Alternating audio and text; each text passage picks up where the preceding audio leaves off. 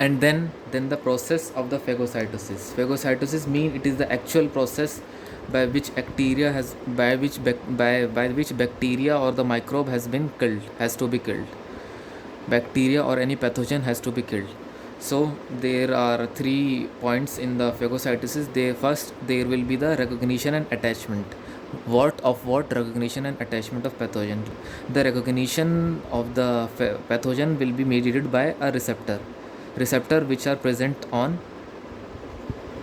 cell, which is a neutrophil cell. This is a neutrophil cell. And there will be attachment, and next process there will be engulfment. During the engulfment there will be zipping, as it is written in the book. There will be zipping of membrane of neutrophil or phagocytic cell around the pathogen. This in green which I have shown is the pathogen, and then there is a zipping of neutrophil cell membrane around the pathogen.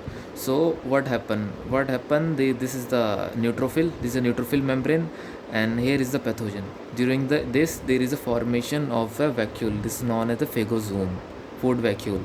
This is a phagosome formation. Then after the engulfment, at here there will be bacteria will be completely engulfed, and then there is a process of the killing and degranulation. In this process, what happens, there are various organelles which are present in many cell. One of them is lysosome consists of acid hydrolase and various enzymes which help in the killing of the bacteria. So what happens, there is a fusion of the lysosome with this phagosome or vacuole. Then there is a fusion, and this fusion is mediated by a protein which is known as the List protein,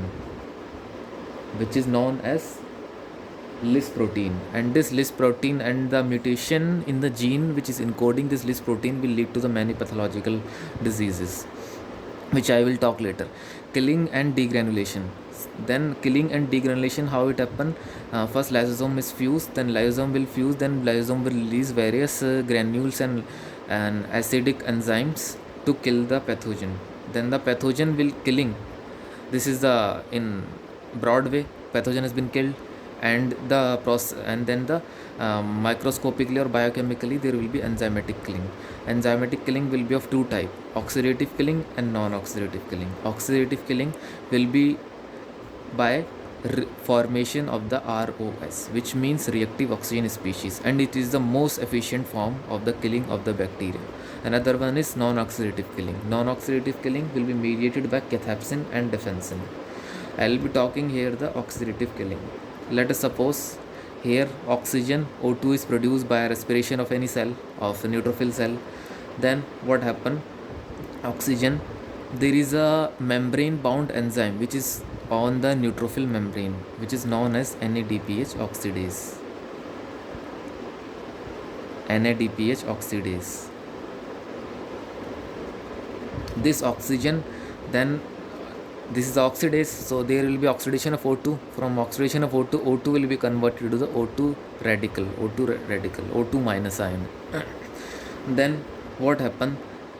There will be automatic or spontaneous mutation in this free radical. So then enzyme requirement will be SOD, which is known as superoxide dismutase. And then what happen? There will be formation of H2O2, which is the hydrogen peroxide.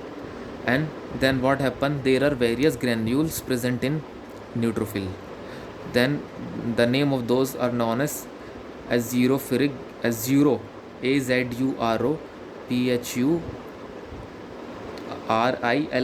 azurophilic granules. I'm not sure about the spelling, what is the spelling, but there is azurophilic granule in the neutrophil. Then they release various substances. One of them is chloride. Then chloride and H2O2 will mix in presence of an enzyme which is known as MPO. MPO known as myeloperoxidase enzyme. Myeloperoxidase enzyme. And then there is a formation of the hypochlorite, OHCl. OHCl will break into OH negative and OCl. And then OH, it is the most important part which help in the bacterial killing, which is a reactive oxygen species, and it is the most potent radical which help in killing. And MPO myeloperoxidase is by killing by this system is also known as MPO halide system, which is a bactericidal system.